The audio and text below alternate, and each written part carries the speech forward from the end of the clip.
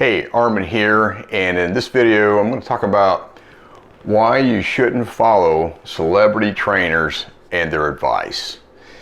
I've been reading a lot of these different celebrity trainers and their protocols and what they do to help these people get results, and I am just amazed at what they do.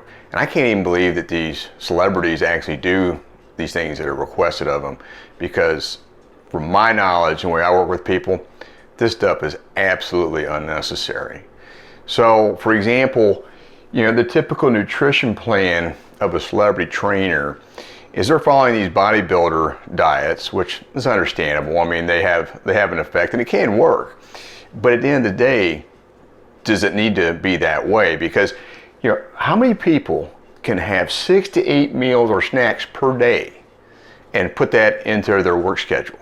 Is that realistic? I mean, why? Why are they doing it? Because it's not necessary and it's not realistic. So for me, 3 meals a day is absolutely fine.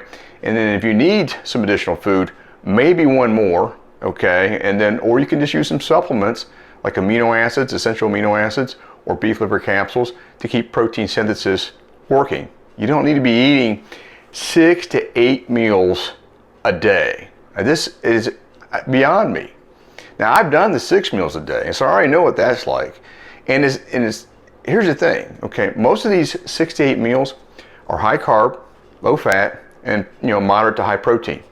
So what happens is you've got to eat every 2 to 3 hours to keep protein synthesis going, as they put it, but at the same time to keep the energy levels up. And then you put the digestive system through a tremendous amount of stress, and now you have insulin elevated all day long. Now, how good is that for somebody long term? This is not a long-term solution for anybody, celebrity or whatever. And most of these celebrities, they don't continue this program once they do it for the movie because it's not sustainable. So it's not a that's pretty easy to understand why they don't do it. So that's one area. And then again, they're doing high carb, so you got to be careful with high carb because you can lose muscle tissue pretty easily on high carb. And that's one of the biggest problems with it. Now, if people want to argue that, that's fine, I don't care.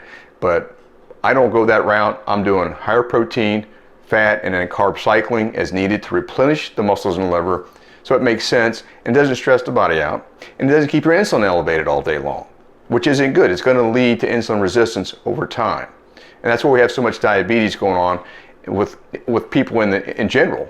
They're eating too much, too often, and they're eating carbohydrate-based and sugar-based meals, which keeps the insulin up. So this is not a good protocol to follow at all. Now, on top of that, the typical training protocols are 2 hours a day, 2 hours at 5 to 7 days a week. So my question is, why? I don't train that way. I'm a pro bodybuilder. I don't have to train this way. This is totally unnecessary. And it puts a lot of stress on the person to try to get this thing done. And basically because I don't think the trainer understands it's not necessary. You don't need to train for 2 hours a day to get results. Actually, 45 minutes a day, 5 days a week, even 4 days a week is going to get you great results. And again, they think you got to do this to get the quick results. Not necessary. Again, the process is you break down the muscle. So you do intensity, because intensity is what builds muscle. You break it down, and then you let it recover and you nourish it. So you need to get sleep, and you need to keep the stress down. This isn't going to help your stress level at all. It's going to keep the cortisol level elevated.